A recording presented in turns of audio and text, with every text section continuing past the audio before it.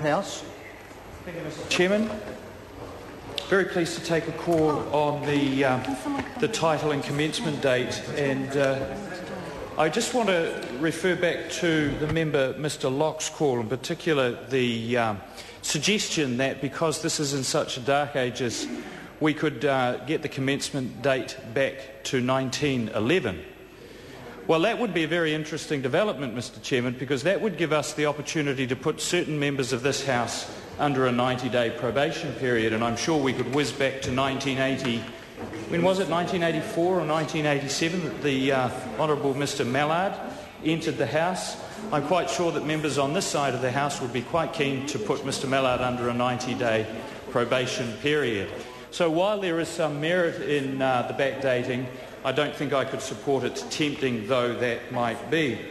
And I really am concerned at the suggestion by members on the other side that this could somehow undermine people's human rights. I can't remember who it was that mentioned, it was the member who's just resumed his seat, Ms. Mackey, about a person who, on becoming pregnant, would somehow be fired under a 90-day bill. And I'd be very happy for a member on the other side to take a call in challenging this, but I'm almost certain that the Employment Relations Act would absolutely rule out that as a possibility, because the provisions of the bill of...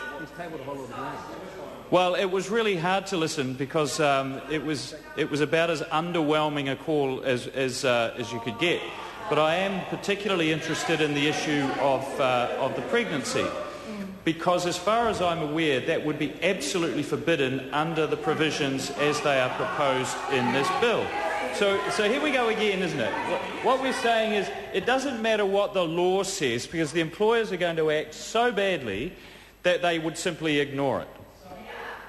Well, then the employee is absolutely free to seek the remedies that are available, and if they believe they have been wrongly dismissed because they have become pregnant in the 90 days, then they are absolutely justified in taking the grievance processes that are available under the Act as it is now, and that won't be changed.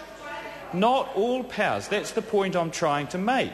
Now, we can debate the merits of the powers as they have been diminished, but it's not helped that we have these chicken little examples being thrown up and raised as examples of what might happen when this bill is passed.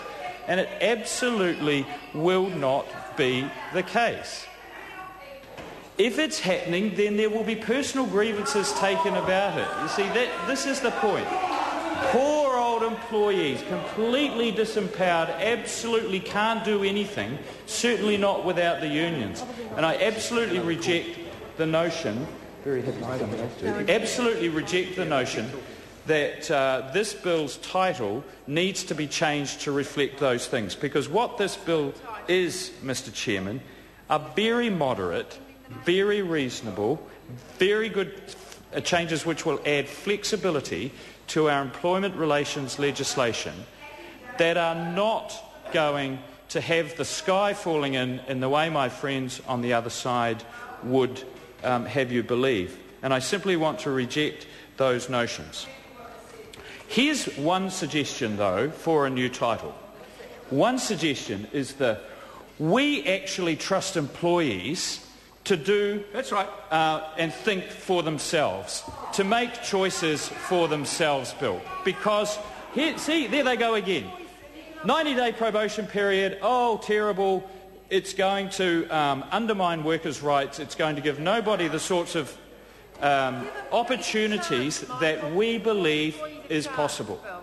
So when it comes to that choice, what we have is an employee who may be marginalised, who may be a new immigrant, who may be a new graduate, who may be a youth, somebody who's trying to get back into the workforce and for whom the employer quite often, and we certainly saw this with small and medium-sized businesses, isn't sure about whether to give them a chance. But this provision would certainly do that. So I think there is every opportunity to give it a fairness title, but clearly it's the Employment Relations Amendment Bill, and I think that's where it should stay. My call.